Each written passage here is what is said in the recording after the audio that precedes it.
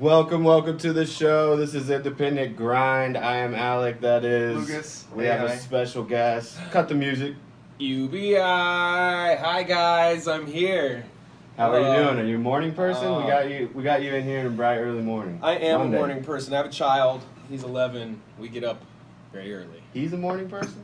He's got school. He's got no choice. That's true. What about the summer? Is he stay up late?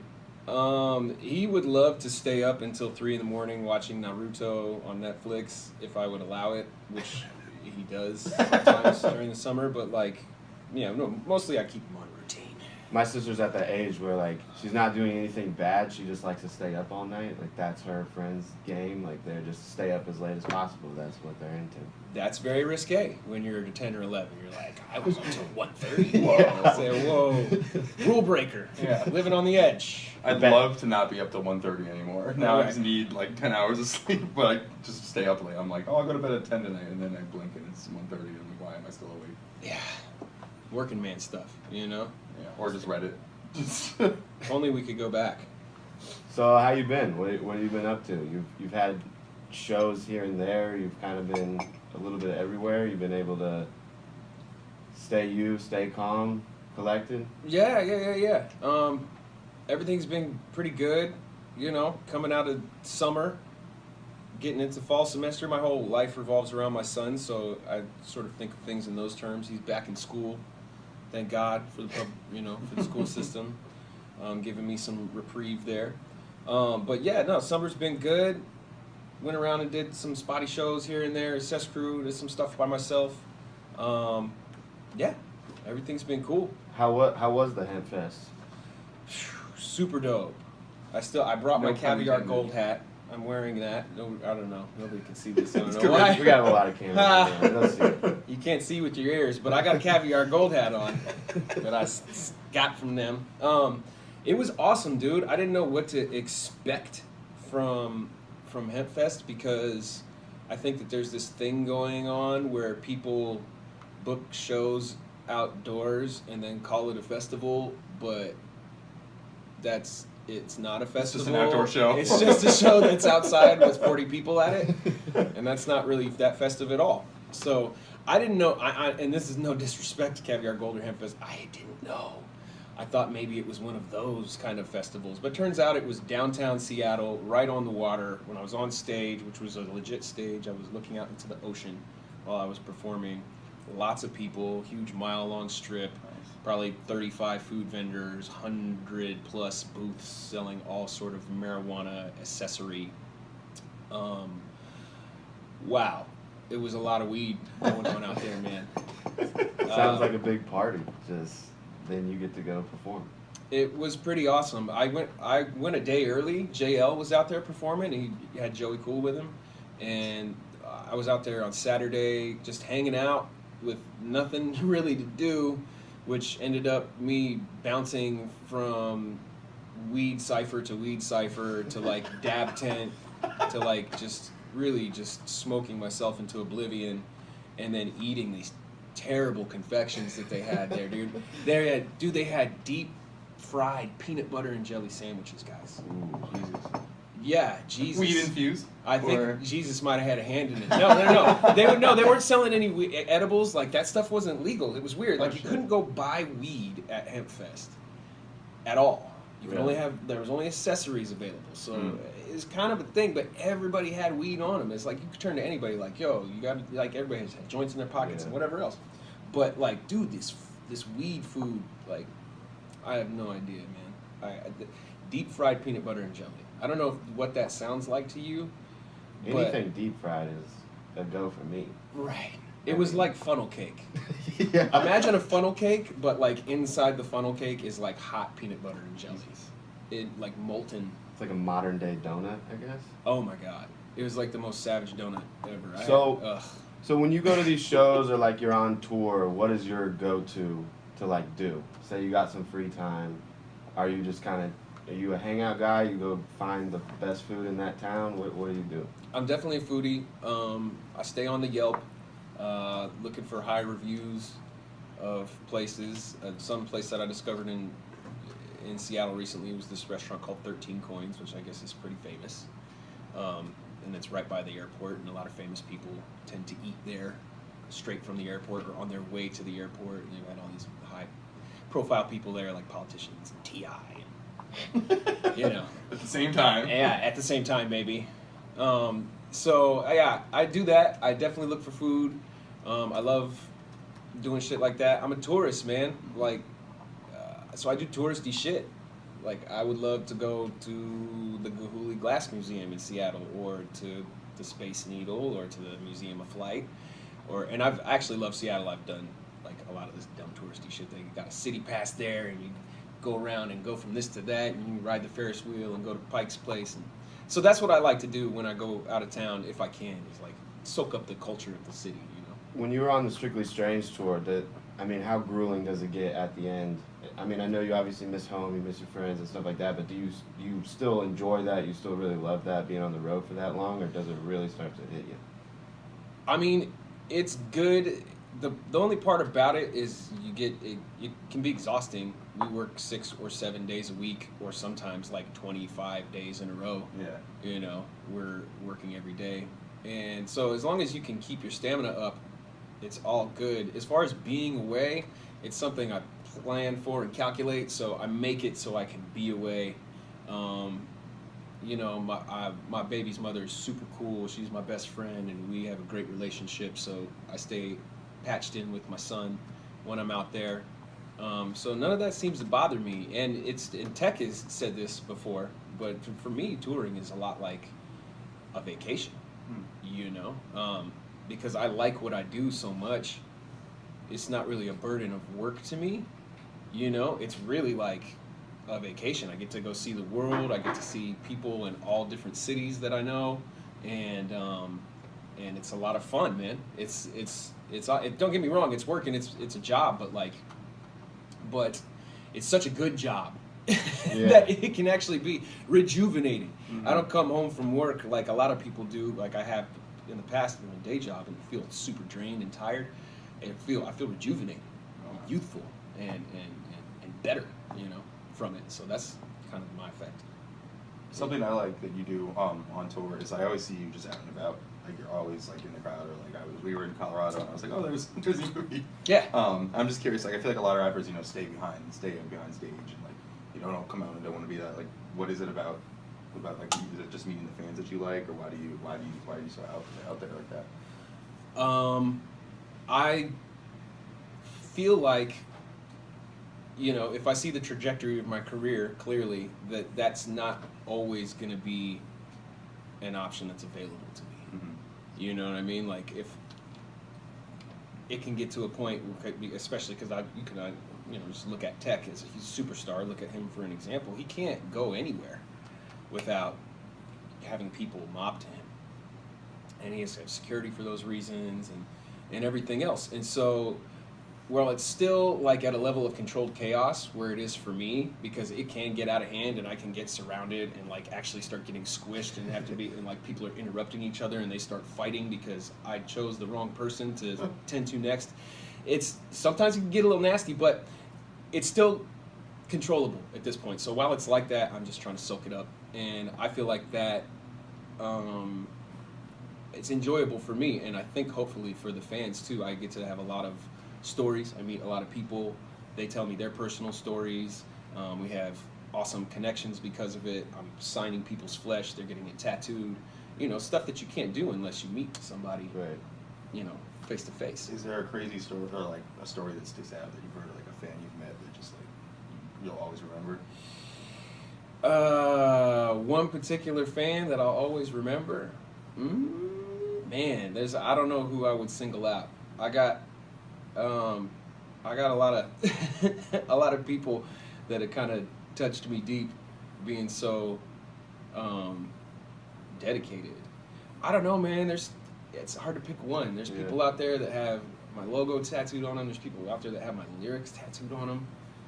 It's such an honor. I don't know. It's hard to decide. You know, what's deeper, to have my autograph on your skin, or to like take a passage and put it on you forever and have that be your inspiration, and people telling me I saved their lives, or I got them off heroin through their songs. it's pretty crazy, man. So I don't know who to pick, honestly. You know, you could tell by like all the fan accounts. Like you guys have so many fan accounts that it's like just like posting your stuff every day. Like it's like kind of weird because you guys dropped the album and you obviously went on tour and everything, but you've been kind of quiet. Just doing shows here and there and whatever. And like people are still on that every single day and posting up pictures that I've never seen before. And I'm like, well, that's pretty cool, But you know what? I can single out somebody now that I thought about it. There's this one little girl named Kaleigh that lives in Springfield, Missouri, and her Instagram is Ubiquitous Cess with some underscores in there. And I don't know. I'm sorry, I can't tell you her shit. But if you are following me, you probably see her in the comments of basically all of my posts. She's a super UB fanatic, and she's one of those people. She's a fan account, and I can use her account to create content because she's such a diligent content creator, and she's pulling pictures from everywhere, stills from videos, from fans that took pictures in the crowd at random shows. She's so dedicated to me. She makes me feel like I should be more dedicated to myself. She makes me feel like I'm slipping. Yeah. Because she's so involved. So, shout out Kaleigh. I think she's 14 or 15. Oh my God. She's super obsessed. Do you see a lot of fans like younger crowd with Ces Cru, or just all over the map? Almost never see the younger fans because our shows are not allowing. A lot of times they're 18 and up or 21 and up. Most of them are 21 and up. Sometimes we get the 18 and ups, but very rarely do we have these all ages shows, which is something I want to push for because I'm finding out more and more that they're out there. Yeah. It's Some starting of to them, become a bigger thing now. Like all those LA shows, like if it's not like an all ages show, man, like half the people show up because like it is this younger generation that's really tapped in, like really tapped in. I feel like the younger generation is the best generation, and that's not to shit on people that are my age or in their 20s or 30s or whatever it is, but just looking at how I was involved in music, I was the most fanatic about music probably through high school and college. I was the biggest fan of music at those points. And, I met a kid the other day that was like, oh, I'm 19 years old. It's the first time I've ever been able to see you. I'm so excited to be here. And I'm like, oh, man, thanks for coming to the show. He's like, no, you don't understand.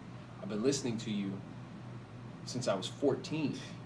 And I'm like, oh, wow. And then I do the math, and then it's like, oh, well, I guess that makes sense. That's when 13 dropped. Our album 13 dropped in 2012, and so now you've grown up. So he's been listening to me through his whole high school career and is now finally getting to meet me 5 years later, build up through multiple projects. That's crazy. And and then I come to realize that, damn, I'm this kid's soundtrack through his whole high school life. Yeah. And only now am I meeting him. So and I couldn't have guessed that impact years ago. I would have never, you just don't think in those terms. Mm-hmm. So you never know the impact that you're having. You can't measure it by the people that are at the show or by your followers on your social media. It goes bigger and longer than you can even fathom. Always. There's always something that you don't know about. Even me, I'm a huge fan of Wu-Tang Clan, right? Just for example, that's who my high school soundtrack was. I've never seen them live, ever in my life. And I'm probably one of their biggest fans ever. You know what I'm saying? So that's, once again, you just never know who you're out there touching, You mentioned 13. Actually, it worked out pretty well because today is what year is it? 2017, 5th year, 5-year anniversary of 13 dropping. 5-year anniversary of 13. That's pretty crazy. How's that feel? I mean, that's cool. And I'm like, damn, I've been here a minute. I don't know. Yeah, it's another one of those things. I feel like time's just been drifting by. But I guess that makes sense. 5 projects out on Strange since 2012. That's our first EP.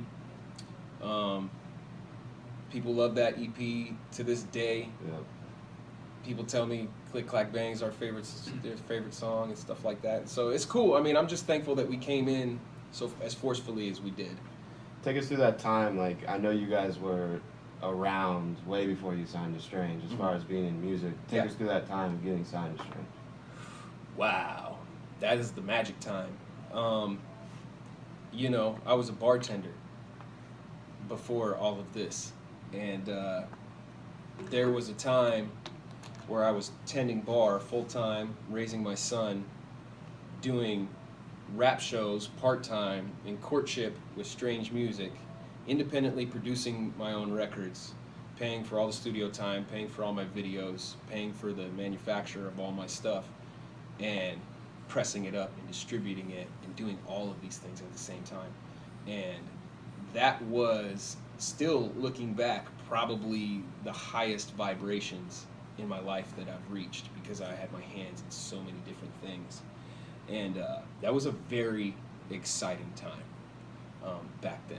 And I can still sort of feel that excitement when I think about it. It's, you know, before I was in courtship with the label, I had rapped. I've been rapping since 1997. Really? You know, and so I didn't get signed until January of 2012. So if you can, that's 15 years. So, Yeah. like, when things start to come to fruition after a decade plus of grind, there's a level of excitement that you can't even, maybe even put into words. I think that's interesting because I feel like so many times, or like the way I used to think of it before I really got into music, is like someone signed and that's the start of their career. But so Right. often it's like almost like like they've been working for so long. I just think that's always crazy to hear, like stories of before people were signed, because it really is like, you think of it like, oh, this person signed, they're new. You talk about like XXL freshmen, it's like these people have been around for years, like putting in the work. It's just kind of crazy to like that's on the other, like on the fan side, it's like, oh, this artist is new, but on like the artist side, it's like, no, we've been grinding for years. Yeah, I mean, it's a lot of these double XL freshmen, which I think is, that whole ideology, that whole culture is completely fallen off. The double XL freshmen are terrible these days. They really don't deserve, I'm not sure, it's hard to make a blanket statement, but the majority of the people that are getting that do not deserve that accolade anymore. You know, especially when you look back on some of these other freshmen. But the new freshmen are 17 to 23, and they're overnight success stories that I could not relate to. You know, and I think that's the romanticism of hip hop. A lot of people want that story. Yeah. I'm fresh out of high school. That whole thing, you know, just like sports, they want that kid that goes straight from high school right into the NBA. And so that's a more attractive story. But if you really look, more like a Yellow Wolf story, I think is really trumps that story if you look at it. And he's somebody that got signed, I think, either in his late 20s or early 30s. And he's got that same sort of grind story that he spent years in the dungeon, you know, underground, before he was thrust into his position. And though that, I think, makes for a better artist. You're going to see Yellow Wolf sustained as an artist for many years, and it's because of the time he spent in the trenches versus these overnight success stories that get thrust straight into the radio, straight onto the magazine covers, and then they're gone in 3 years, and you don't even remember what the hell song they did, you know? So, and that way I'm thankful for my trajectory. We were kind of talking before off camera about the trajectory of like LP, Run the Jewels. I was actually going to bring those up, is like those two guys have had like super long careers before they blew up. Like that's such a such a unique blow up they had. Dude, definitely. I mean, and who knows how long LP rapped before Company Flow came out. Right. I don't know. That would be an interesting thing. But, you know, some people say that LP's career started when Company Flow dropped in the 90s. And probably he rapped before that. Yeah. You know what I'm saying? For who knows how long. But also Company Flow breaks up, and then that's potentially the end of LP if he didn't reinvent himself and Definitive Jux didn't happen. And then he didn't have people signed under him, and he became a background guy for a long time and a producer, but now he's like a forefront superstar MC right there in the front. And, you know, if you would have guessed that, or who could have guessed that in like 2002? Probably people were thinking, you'll never hear from LP again. You know what I mean? But now he's all the way in the front, and he's a hard-ass worker. He's got everything that comes to that guy. He deserves it. He's been working for it so long. I think, too, we talked about this a few weeks ago, like rap and hip-hop is now the #1 genre. So I think that kind of plays into it as well. Of like a lot more people are listening to rap now compared to early 2000s and everything else. So it is kind of on this forefront of like, yeah, there has to be a story. It's kind of like the you know, like a TV show. Like there has to be something interesting. There has to be that story. So it's interesting. There's like a lot of people resurging their career. Talk about Juicy J. Like Juicy J is way bigger than he ever was. You know, and it's just this resurgence of like coming back and like reinserting your name. Like Jay-Z, the 444, like he did the lo-fi, just like, hey, like I'm here, like look at me kind of thing. So that's interesting. You want to play a song real quick? I'm gonna switch out this battery, and then we'll. All right, we're back. We are filming this, so I had to get a new memory card. You can check. Okay, you were playing something for a second. It'll be this will be on Independent Grind's YouTube probably tomorrow, and if you want to see the full thing, we'll upload it on there. That and SoundCloud. I gotta ask. When are we gonna get just a weed project? A weed project? I need a weed project. You want like I need Redman Muddy Waters. Like the Harry Fraud. I need like a Harry Fraud tape. I'm not opposed to that. I'm an advocate for marijuana. I think it should be legal, and I think that people should smoke it instead of drinking. Tell us about your Catastrophic Event specialist. How did that go? How did that turn out for you? What is your overall thoughts now that it's been a little bit since it came out?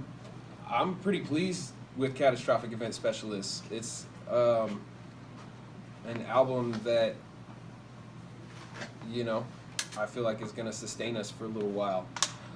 When we were making it, it was under very high stress political environment of Hillary Clinton and Donald Trump capturing everyone's attention for all day and night, you know. And so writing under those circumstances, it was hard to ignore all that political stuff that was going on, and so that became instilled in our record. And I, at the time, felt like that was a huge gamble because I thought that we were going to alienate our fan base because, you know, religion and politics or whatever. Yeah. So, did not have that effect. It turned out the opposite way, and I think that people were ready to hear somebody talk about that shit. Whereas a lot of people are dropping party records and like ignoring it completely, like it's not happening. And I think that was maybe a refreshing aspect of our record. And I don't know. You know, you'd have to ask a fan, but this is just kind of my take on it. You know. No, actually, and I think Gridlock's one that like really resonated with me. Like the more you go, and like the more shit that happens, like I continue to find myself going back to that song because it is so like, just like the way you lay it out is so like blunt and sharp and like crystal clear, and it's like you say it like concisely, it's like perfect. But I'm just curious now, like, you know, just with everything still going on, because you find that a lot of people are saying like at least it's gonna make great art, and I'm skeptical of that, but I'm curious if you're still writing or if you're still inspired by or weirdly inspired by what's going on or. Yeah, I mean, I draw my inspiration from all places, and I very much watch current events. I'm watching the Trump administration pretty carefully, not as carefully as I watched the Bush administration for 8 years, but I'm still pretty tuned in with this current one.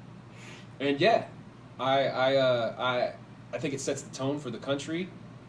And so I can't afford to ignore that shit, at least for me. You know, there's some people that are in this genre of music and they do ignore it, and that works just fine for them. You know, and honestly, a lot of people just want to go to the club and kick back, have a good time. They don't want to hear none of that shit, and that's probably the majority of the culture. So I think it's crazy. I think more people are, even if they don't like it, more people are tapped in to like government stuff now than they ever were, and it's not necessarily for a good reason, but then again, it's also like people, you know, you could say Twitter is terrible for it, you could say it's good for it, but it's just like the awareness that's there, and like people are saying what they think and people are following it. Like I can't fucking stand Trump, but then again, like I listen to Trump podcasts because I want to know what's going on. Like I listen to that shit because I'm like, I hate this guy so much that I need to know like the ins and outs of it, you know? Right. I mean, it does come down to that. If you're feeling resentment or feeling affected by actions of said individuals, then you owe yourself that duty to at least know what the hell is happening. Otherwise, you're not going to be able to speak about it intellectually. You know what I mean? And if you wanted to do something about it, you're not going to be able to do anything about it unless you're kind of paying attention. So I think people are seeing that more and more. And of course, the entertainment industry is completely wrapped up in this presidency because he came from the entertainment industry. Right, yeah. You know what I mean? And so they just go hand in hand. It's also such like a 50-50 thing that it's just like it's hard for big people to speak on it because, like you said, like you have that resentment of people. It is so 50-50 that you don't want to put your life on the line as far as your fans and who you are. To a lot of people I think feel that way. Like they don't want to come out and go against Trump, and then they was like, well, I just lost all my. He doesn't have a job now because people are too scared to touch him because of that. Yeah. I mean, it can be dangerous. But your convictions will take you places. I think there's a quote that I like that's something about you can measure the character of a man by the things he refuses to do. Mm-hmm. So I think that little piece of whatever that is becoming more prevalent to me. Like look at the Charlottesville thing, and I haven't really taken to social media and blasted on that. I just felt like everybody handled it, but then more people were starting to be like, yo, you know what? Your silence is complicity. You know what I mean? You have to come out. If you don't believe in these things, you have to come out and say some things about it. And so I don't have any problem saying that. Like, I think that Charlottesville shit is whack. Fuck neo-Nazis. It's no-brainer shit. Yeah. Almost shit that you feel like you don't have to say. Right. It should just be an assumption. But unfortunately, it's not an assumption.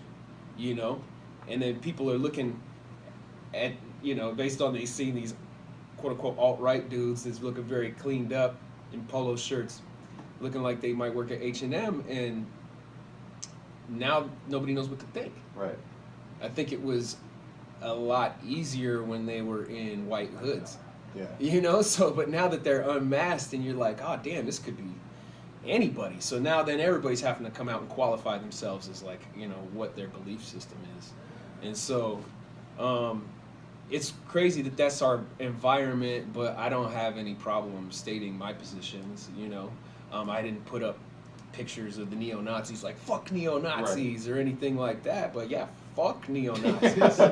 It's pretty simple, unfortunately, Trump's kind of painted that in such a way, he's saying like, there was fine people on both sides, but you can see the footage. These guys are marching with torches saying Jews will not replace us. Right. And how he is able to say that that's okay is just, I don't know. He's just spinning, dude. He's out there making his own spin, trying to save his own ass, you know what I mean? But and talking about social media a lot is like, I don't know, I'm not a very social media inclined person, so I try to stay off of it. I'm always curious, like, when this stuff happens, it's like, I want to do something, but, like, tweeting doesn't, like, it's just you adding to it, and then you're just silencing voices who matter more than, like, well, I'm not a politician, I'm not an expert, like, there's other people who do this whose voices matter, like, I don't want to just, like, cloud everything. So I always try to give, like, I'll, like, just donate money to, like, I don't know, something, like, Charlottesville, like ACLU, or, like, something like the Black Student Union of, like, UVA. Sure. I just try to do that, but I'm curious if, like, have you found that, like, rap, like, you're like, I have this voice, like, that's sort of your outlet or your way to contribute back? I definitely am aware of my platform, and I do feel a certain amount of responsibility based on having this platform.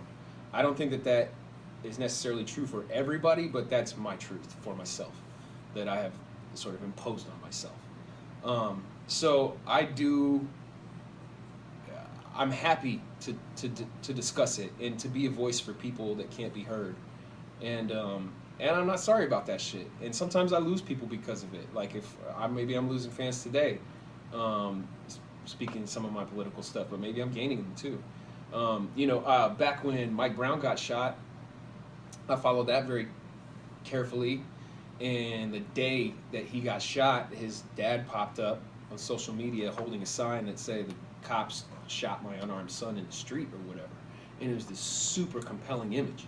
And I put it up immediately. I took it and reposted it immediately. But then that image went viral. And I realized that I was probably part of that, not a huge part, but a small part, because then everybody was posting up that image. I just did that. I shot from the hip when I did that. And I was so invested spiritually and emotionally into the Ferguson situation that I watched it all. And I was on tour at the time, still watching it, and then Darren Wilson, who shot Mike Brown, was indicted. And I put that up on social media. And huge argument in the comments and all this stuff, and you know, looking back, I'm not sorry I did that. You know what I mean? I'm happy to raise consciousness to that, and that sort of gives birth to some of the subject matter of Gridlock, where I continue to follow these black victims that have been shot by police, like, you know, Philando Castile and Delron Smalls and Alton Sterling and whatever else. And so it's just as another in the line. And I come to realize that, you know, like I said, you measure the character of a man by the things he refuses to do. So I refuse to, you know, to stand by silently and act like there's not systemic racism that's supported by our government. So I can say that. And if I lose fans because of that, peace out. Good riddance, you know what I mean? Yeah. And that's just my worldview. And you can definitely subscribe to another guy whose worldview is different that might fit something that fits you better. But this is what I'm talking about, you know? Cool. So how's Gotti? Pretty good, as far as I know. We talked a few days ago. You guys excited for Red Rocks? Dude, so excited. Yeah. Born and raised in Colorado, saw legendary bands at Red Rocks growing up. It's a dream to even get on that stage for me. So it's gonna be pretty nuts. So I actually didn't know that you're from Colorado. Where's Gotti from? He's from here, Kansas City. Okay. Yeah. I was gonna say, like, whenever you guys are out in Colorado, you guys get such a great response. Like, people love you out there. So I'm like hometown hero status out there, dude. Yeah. Yeah. Where at in Colorado? I grew up in Arvada, which is a suburb that is maybe 15 minutes away from Denver. You know, Denver is like the 10s and the 20s, and I lived on 74th. So why'd you come to Kansas City? To pursue music. I moved here the year 2000. So I've been here a really long time. I'm for all purposes, like a Kansas City native at this point, because I've been here so long. But I have a whole other half of my life that took place in Colorado. And so when people find out that I went to Pomona High School, or that I lived in Arvada, or that I worked at, you know, Man Theaters, or what was Man Theaters up on 52nd in Wadsworth, and whatever it is, that, like, they're so enamored with that. And I kind of didn't realize it. I went to eat at this place called the Eggshell in Old Town Arvada, and I was just in town visiting my mom or whatever. And dude, a dishwasher came out of the back and was like, "Oh my God, it's you! I never thought I would see you here. Like, what are you doing here?" I'm like, "Well, dude, this is my mom. I grew up here." "Oh, we got to take a picture." And it was this, you know, it was this 16, 17-year-old kid, and super gassed that I had come from where he was, and he was trying to do what I was doing, and that I give him this sense of hope that you can succeed and come from this place. And so it's awesome. I don't know, man. It's really flattering to get that kind of sentiment, and the fact that people consider me like a hometown hero in Colorado, man. It's such a cool feeling, you know, to go back to where you're from and have people accept you like that, you know. Is Red Rocks like your favorite show of the year? I don't know. We're gonna see. We're gonna see. It's got a pretty high reputation. It's got a pretty high rep. I mean, I've never played Red Rocks before. Oh, I know really? that. Yeah, Tech played there last fall with JL and Stars, I think, and I was not in attendance. Oh, okay. But so I've never played there before. You know, I just know what I know from going to shows there. I've seen 311 there, and Primus, and, you know, Civ and NoFX and all this. You know, I used to be in the punk bands and ska bands back in the day and shit. But you know, so that's what I know about Red Rocks. You know, I've never played there. Yeah, I thought last year was the year that we had everybody on there. Fuck. No. I'm losing. No, there was just, it was think last year birthed this year. Yeah. And now the majority of the lineup. That's crazy. It's Friday the 13th. It's an album release and hometown show. Oh, it's hometown with a half of your hometown show. Yeah. Really close to KC. Yeah. The Strange Rain coming out that day too. Is there a different energy for like a show? Like, obviously, like, you know, every show is like you put your all into it. That's like what Strange does. But like, I gotta imagine like Red Rocks, like, you know, with your history with Colorado, is that just like, is there a different energy to those kind of shows? I mean, the energy is going to be different because it's like 10,000 people. Mm-hmm. That's just a huge wave of energy. So, from a performance standpoint, it can, as long as you're standing, it's like the ocean hitting you. You know what I mean? You just got to stand against that wave. But because the ocean is so powerful, it's going to empower you when it hits you, as long as you can stand against it. So what I look forward to is just having maybe one of the best shows of my life. The energy should be through the ceiling, and everything that they give to us, we can shoot back out at them. And it's, you know, at that point it just cycles, and it's wonderful. The album Strange Rain, you guys are on it? I don't think the track listing is out yet. I think so. No, it's been leaked. I saw it on Rap Genius, yeah. Okay. Don't call it Rap Genius. Wait till the Strange Music official. It's not on there. You took it down. I don't know how they got it, but that's, you know, I was like, because I was like, am I even on this album? You know, because truthfully, my submissions into Strange Rain, I recorded back in the spring. Yeah. So I didn't do any new recordings for this. Not new to me anyway. They're going to be new to the public. But all of my Strange Rain submissions, I recorded at the same time, in the same batch as Dominion. Okay. So I did all those songs at the same time. Yeah, I mean, we heard about the talks, like, we're like, all right, we got Dominion, but we also got all this music, like, we're just going to do another one down the road. So yeah, I guess we had been kind of hitting on that. Have you guys got anything together as far as for the Red Rock show? Like, you know, is Strange Rain, is there going to be a bunch of songs played off of that? Do you know anything about it? Dude, I don't know anything about it. I hope so. I truthfully believe that it's a grand opportunity for us as a label to mix up in ways that we haven't done before, and to showcase some of these songs where we're intertwined. That's not my call, naturally, to make these songs happen, but you've got a lot of the right people in the building to do these songs that you might never have the opportunity to see again, just because it's hard to get us all in the same spot. So I'm down for whatever. Anything that I rap and record and put out on this label, I'm prepared to perform it on stage, no matter what it is. So I'm on deck, and I just gotta wait for the general to make a call, and I'll do whatever, man. So that I would hope to see. You know, I've had people getting at me. I don't know if you guys get this, but people are getting at me like, okay, this is the lineup of the Red Rock show. We need to see Lowdown with Darian Tech and Ubi. We need to see Strange Creature with Murs and Ces Cru. We need to see. So they start to think about these collaborations within the label and songs that you would never see because we're all on our own tours all the time. Dude, that's what they really want to see. You know, of course they're gonna want to see the regular stuff too, but they're really excited to see sort stuff of like the once that. in a lightning in a bottle kind of thing. Like you're never gonna get that chance again to like hear that song live or see it live. And for people that are bitching about it because it's not the whole entire label, need to just shut up, because what Strange is doing for that show was like, that doesn't happen. No. Like, go look around the industry. That doesn't happen. That like no all these people that are from a single label. like.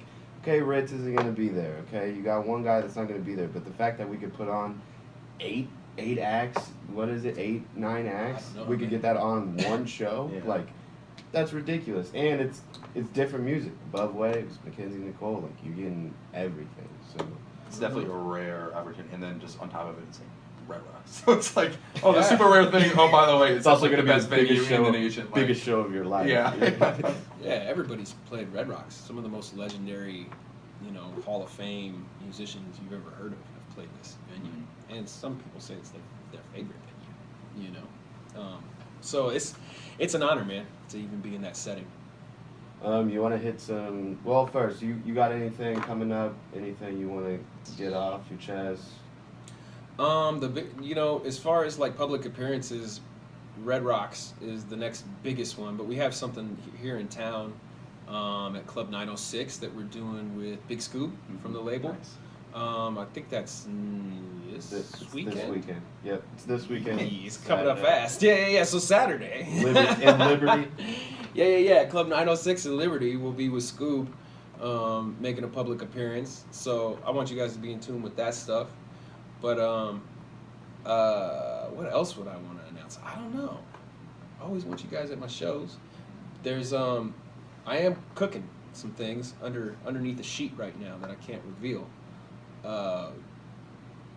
So I don't know. I guess that's all I can say about it. New music, hopefully. New music, yes, it is new music. You got the shirt that dropped. That was cool. Oh, I had a shirt come out. Yeah, That's cool. maybe more shirts coming out. Ubiquitous shirts, right? So you can read into that as much or as little as you like. You guys want to go over some few news topics before we get out of here? Yeah, we got one or two, and then we got maybe something special we can cook up here. But yeah, first let's go over the who's. You mentioned the news. You mentioned Wu-Tang. I don't know if you heard, but RZA announced that there's a new Wu-Tang album coming out in October. Oh, good. And he called it "quote unquote" a masterpiece. So do with that information what you will. Like, I don't think he's gonna Is come he out gonna and say- sell this one to Martin Shkreli too? No, this is our public release, but I'm always curious, like, obviously being such a Wu-Tang fan, like, I'm a huge Wu-Tang fan. Cool. But their albums are always, like, it's very, like, how they put together an album is weird, and I know there's been a lot of inflating for them, so I'm just sort of curious, like, are you excited for this? Are you going to, like, be there on the day, drops October 13th, are you going to, like, oh, Competing. We're competing. Are you gonna, like, check that out, like, when it drops, or just get around to it when you get around to it? I would be very interested to check it out.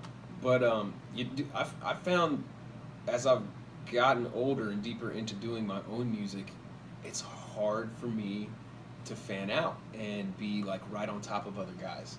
And now it's more mystical. It's like I might get into something because I'm sitting in somebody else's car and they're playing it, and I'm like, oh damn, I might have to check that out. But I don't watch the industry as close as I used to. Like, I didn't know there was a Wu-Tang album coming. I had no idea. But I'd love to hear it. I'm still a big fan of those guys, all of them. How do you listen to music? Seldomly. With his With my ears, yeah, no, seldomly, seriously. I just don't listen to as much music as I used to. You like CDs still? You got the aux cord, Spotify? I do not have Spotify. Okay. Bomb drop. Dude, I've never, ever had Spotify, ever in my life. I've never used it. People look at me like, what are you, fucking stupid? Like, it's so convenient, you know what I mean? And honestly, I'm starting to realize that maybe I need to start using Spotify, but because that would open up this huge catalog of music for me. But yeah, I'm like a very old school guy. I go and whatever's in the rack, man, at the CD store, which is very little, is in the rack these days at the CD store. So when you're in your car, do you listen to the radio? I do, or I drive in silence. Silence guy. Yeah. I don't think I could ever do that. I do that sometimes. Sometimes you just gotta mute it, think about some shit, whatever it is, whatever comes to mind. Dude, maybe it's the child effect, you know what I mean? Because I've always got something going on, a little buzz of energy, and so when I have moments alone in the car, Peace. fucking quiet. Yeah, so maybe that's part of it. But yeah, sometimes I do listen to the radio just for the convenience of not having to program a playlist. I am the type of person that if I'm going to listen to an album, I would like to listen to it from front to back. And I'm not skipping through looking for singles necessarily. I'm trying to examine the whole body of work. You and Lucas would be best friends. We are. We are best friends. I didn't know if you guys knew, but In Lucas's car, you just get in there and there's just CDs everywhere. So you just pick one up and you just pop it in. Yeah, well, my aux cord broke, so I had to go back to take it back to 1998 with burned CDs everywhere. dang, you got the Discman duct taped to your dash? That's how you used to Pretty much, yeah. over bumps, it would be like the song skips and shit. Then I get out and I put on my bright yellow Walkman and then just hop around all around town. They're like, people are like, what's a Walkman? I don't know what that is. Yeah, I'm part of that group. Conor McGregor, Floyd Mayweather. You watched the fight? I did. I spent $100 and ordered it on my PlayStation 4. Did you watch? You watched like the. Obviously, you bought it, so you probably watched the fights before.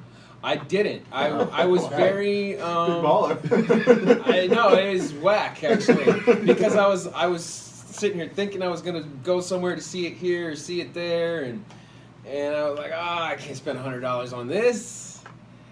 But I broke. I broke late in the game, so I saw maybe like the last 4 rounds of the fight right before theirs. Oh, so you were last minute. You were dude, like, last on minute. edge. Wow. Yeah, the very last minute. My parents had a deal, like they got Google Fiber, and you couldn't get it. Like they don't have pay-per-view.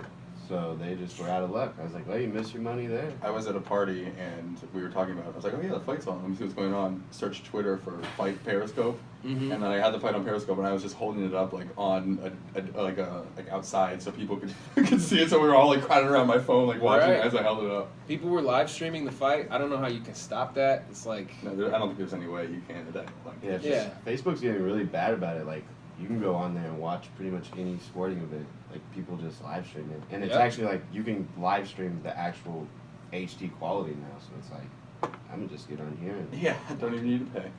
Right, and so in that way, and so maybe I wasted my money. Okay, no, we were just sitting on you that whole time. No, it was a good fight, so you didn't waste your money. It was a once in a lifetime. Shall part ways. Yeah. But it was. I'm a huge boxing fan.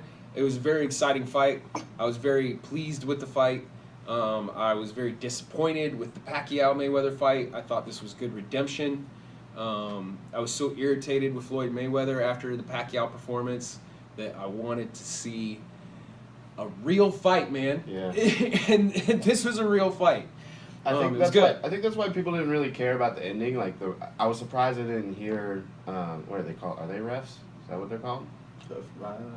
I think so. Okay. Yes. Yeah, like when the ref stopped it, I was like, oh, here we go. The next week, the only story that's going to be out there is the ref stopped it. McGregor could have came back. But I think the fact that it was an interesting fight and there was, like, McGregor was staying there with him, I think it kind of lessened that a little bit. I also think he was definitely just out on his feet. Like, you could tell he wasn't. Oh, yeah, you could, but come on. Yeah, he was still... which is ridiculous to take, like... 3 open shots to play and still be standing is like a victory in and of itself. Yeah, I mean, he was at the club that night. Like, went out. Yeah, I mean, well, you have to think that this guy takes on a different level of punishment. In UFC, these guys are getting cut very badly. Yeah. You've seen Conor's ear; it's all cauliflowered up. Like they take a different level of punishment. And in UFC, it's like a sharp, quick knockout. Mm-hmm. You know what I mean? You're gonna be like, "Bow!" And, oh, you're out. In boxing, there's this sort of punch drunkenness thing, and so that's what you saw. Conor was punch drunk. You know, you get stunned.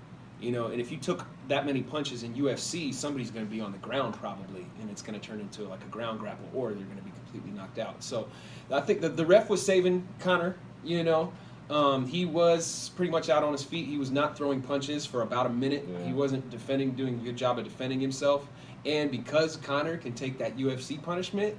He probably could have continued another minute like that, getting tossed around the ring, not falling down, doing a horrible job defending, you know, missing. Just that could have gone on for a little, for longer, you know, and he probably could have got really hurt. So, I would have liked to seen a flush knockout, or some guys go down and get counted and come back up and start boxing, you know. But you know, it is what it is.